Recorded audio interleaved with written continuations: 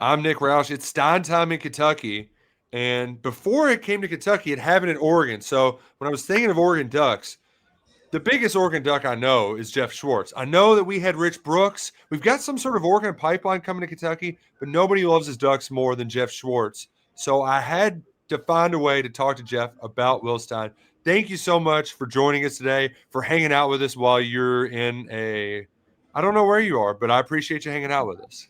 I'm in like a holding pen at a hotel waiting for my room to be ready. I think there's a racket here about giving people rooms, but I'm glad to talk to you about some Oregon football and some Will Stein. I always enjoyed the spoon videos on Twitter. So if you aren't following Geoff on Twitter, follow Geoff. It's great in all football content, especially offensive line content. Also betting content on Bear Bets, Yes, Fox Sports Network. yes, lots of gambling, but also breaking the film down. I've watched every snap of Oregon play now for many years in a row, so I know plenty about what I hope to see you guys have at Kentucky with Coach Stein. So obviously, you look at Will Stein's resume. You say, "Hey, he's had two guys go to the Heisman Trophy ceremony." What do you think stands out to him as a quarterback developer? Because I'll be the first to admit that after watching Bo Nix at Auburn and seeing him go to Oregon, I was like, that guy's not going to work out. And then, this time 3 years ago, he's in New York for the Heisman ceremony. Yeah, so I think it's a couple of things. One is that he seems to tailor the offense to the pieces that he has rather than make the pieces tailor to what he does.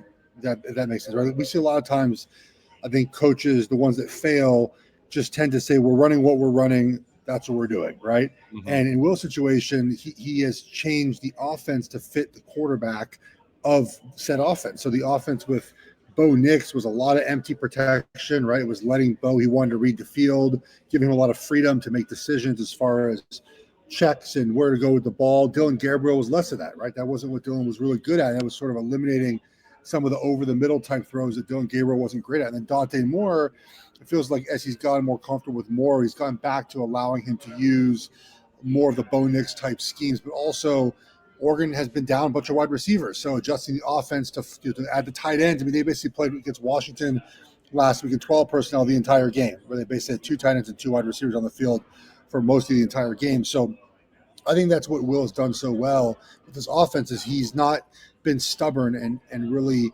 made it about him. He's made it about his players. I think there's a couple things that stand out too. One is whenever they just decide we're going all gas, the couple times a game. Would you be a fan of that if you were an offensive lineman and you had to play that tempo? But how often have you seen that shell shock opponents whenever Oregon does get into that sort of mode?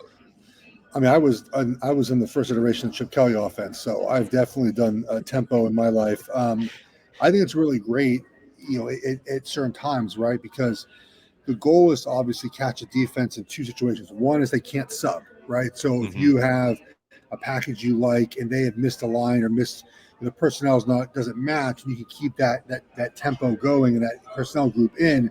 And two is that it does cause defenses to typically really vanilla up what they're going to do, right? So it's hard to call pressures and exotic looks if you're going really fast. And there's a time and a place for that. One thing that I like that Will Stein doesn't do, by the way, Yeah. he doesn't tempo to go fast on third and short or fourth and short, which I absolutely hate when teams run up to the line of scrimmage, go really fast, and run inside zone, right? He finds the Yeah. right opportunities to do that. Typically, it's a package of plays. So there was a three-play package against Rutgers that was an up-tempo, like here are the three plays, they scored a touchdown. They went like bing, bang, boom, touchdown. It's a package set of plays that he's put together to stress the defense a little bit. And it's not an entire game thing. The thing with the entire game is that you tire your defense out too, right? Because you typically, the faster you Right. play, the more defense tend to be in the field as well. So picking and choosing when to go fast is really important. I think Coach Stein picks the right time to do that. So the one thing that when I was doing my early research, right, we're trying to figure out everything about this guy. The one thing that I overlooked was just the Dan Lanning effect, because you see all the flashy offensive numbers, you forget who he coached with, for 3 years, and it came through during his introductory press conference. The toughness sort of angles. Um, what do you think is something like? Is that fair? And do you think there's something else that people are kind of overlooking about Will Stein? Well, look, I think that when you're with a coach like Lanning, and look, a big difference between offensive coach and defensive coach is something that Will Stein will have to learn through the process. Offensive coaches tend to not want to hit as much, right? Because their goal is to really focus on getting the offense right, whether it's right or wrong. I play with defense coaches often. It's just the way that the natural nature of we're going to structure practice to help the offense. It's just what it is.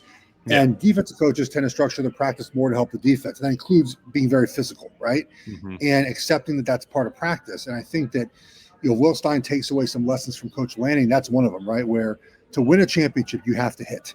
Look at the champions. I promise you Georgia hits. I promise you Ohio State hits in practice. I promise you Michigan hits in practice. I promise you Oregon, obviously the way they played this year and all the time, they hit in practice as well, right? So, I think if Coach Stein takes that mentality to Kentucky of that we're going to be a physical team, you can't be physical if you don't practice it.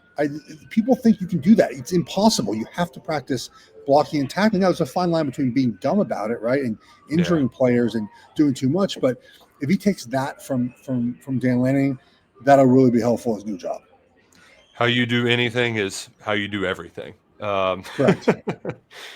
Which is what which is what Lanning says a lot. I mean, it's just the way it is. Mm-hmm. Now, I believe you might be. Are you a voter for the Joe Moore Award? Are you a part of that? I am committee? I am very proudly a voter of the Joe Moore Award. Yes. Now, we found out yesterday that for the third straight year, the Oregon Ducks are finalists for the Joe Moore Award.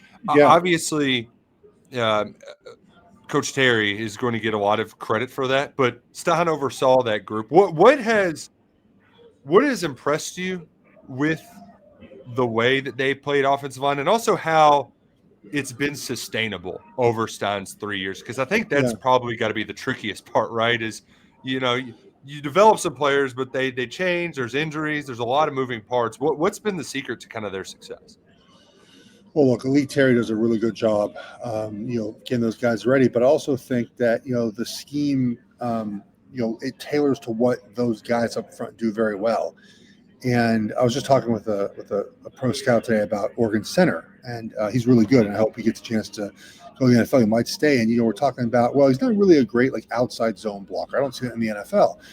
Oregon doesn't do it on outside zone. They just do what works. They're big old bodies. They double team. They move guys off the line of scrimmage, and they play very physical.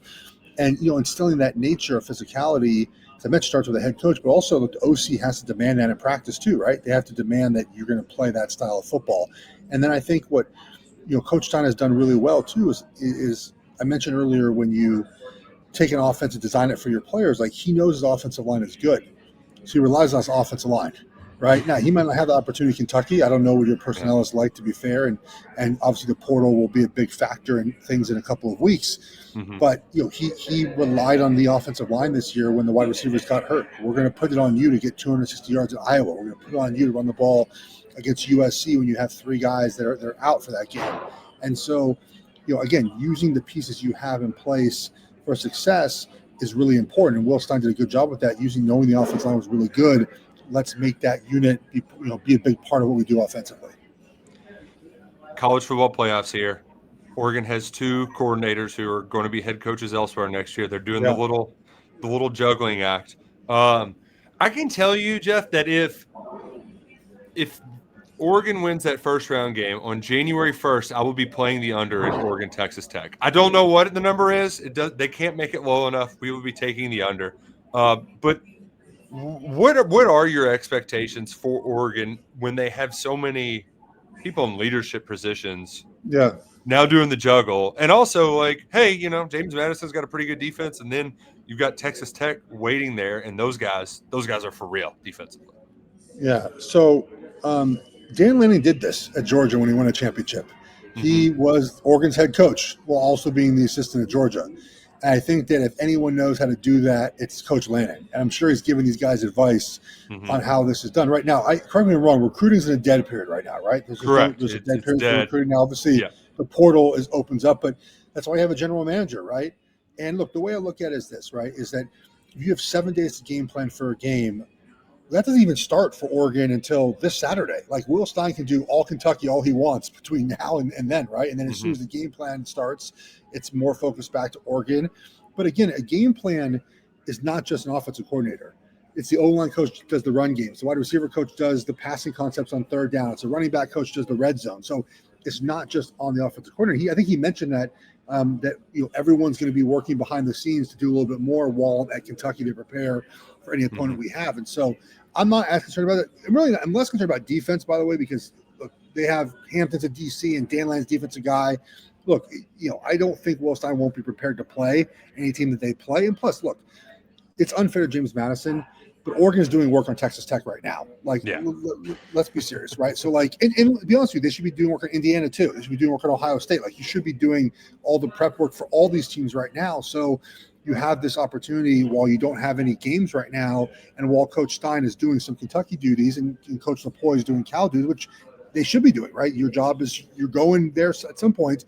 It's the earliest you're going to be there is January 2nd, right? So I'm not as concerned about that. I'm really not. I think that with the experience Lanning had in the situation and the way that staff, this, man, these staffs now have like 85 coaches. Like they will be prepared to play this game with their two coordinators having other jobs. Yeah. I feel like there's 3 for every position group now. It used to be like 3 extra for the whole offense. We have 4 line coaches. Like there's a lot. And so I'm really not concerned about it. I think there's plenty of time to do both of those jobs. So it won't get much sleep. I mean, I don't, Will Stein's going to be game planning for Oregon, watching film, and probably texting Kentucky recruits, right? Right. Can they text? So dead period means no communication? I think dead period's nothing, but he also has to hire guys. That's where we're kind of in the process now too. They got to hire people, and then Yeah, so that's most of that is most coaches when they interview obviously have a list of guys that you're ready to hire. So that process I think is not as crazy as it might seem because most coaches are prepared for that. But obviously, you got to offer them the money and the situation, all those things. So evaluate the talent on your roster, what you think will be in the portal. Right. Well, but that's why you have a general manager too, right? That's why like NFL teams have player personnel directors, right? Because it's too much for one coach to do, and that's why the best teams have outsourced. And look, if there's any model to success that you want to bring with you, it's what Oregon has done with their NIL, right? And so the ability for Stein to see how that works and bring that to Kentucky is a big positive, right? I mean, look, Oregon doesn't pay the most. Everyone says this all the time, but their NIL program, Division Street, is just so well run, and it delivers on what they promised the players. They've signed contracts, obviously, and people are very satisfied with coming to Oregon and getting what they deserve, right? And so taking that model of how organized it is and bringing that to Kentucky, I would imagine would be very beneficial to kind of jump-starting the program there with Coach Stein. Yeah, and it's funny. It's very timely you're saying that because people around here are having kind of an NIL meltdown with UK setup. So it's funny you mentioned that. I hope. Look, the NIL thing is interesting because Oregon has always benefited from everyone having one voice. I know everyone thinks it's Nike. It's not. We have plenty of other billionaire boosters, but they've always had one voice. And right now, I think a lot of schools have many different voices. If you can combine that into one voice, that's where you have that success. Alignment. Yes. Beautiful thing. Yeah. Well, Geoff, I appreciate you hanging out with us today. Before you go and shoot bear bets, do you have a lock this week? Okay, so I took Oregon minus 20.5 already, but I do like some bowl games. I'm curious if they actually moved. I like Washington State to cover against North Texas. The number was 6. I think it might be 3.5 now. Look, the thing you have to target in these games is coaching situations, right? So and you have North Texas, their coaches, they lost conference championship game. Their coach is leaving, right? He's probably bringing other players with him.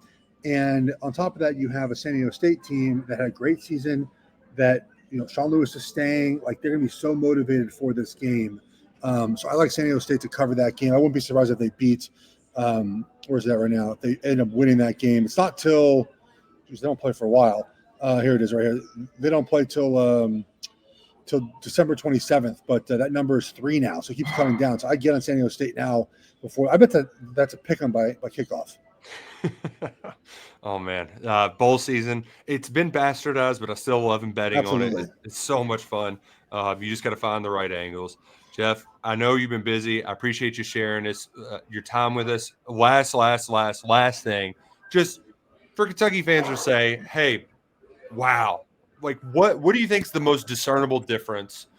The first thing they're going to notice once Will Stein takes over this program, what is going to be the thing that just jumps out and screams to them now that Will Stein is a head coach? I think offensively you're going to see a purpose. And look, to be fair, I've not watched a lot of Kentucky football. I can't tell you whether or not that was like a thing that was the problem. Hey, you haven't missed much. But purpose, like a purpose, right? And that's what you watch with his offense. There's a reason they do things, and there is a real drive to do it correctly. And that's what you watch when you watch Oregon football and offense. Awesome. Well, Geoff Shwartz, thank you so much. You all can check him on Bear Bets with Fox Sports. Follow him on Twitter. He's the best, Geoff. Thank you so much, and Sko Ducks. Thank you, buddy. Take care.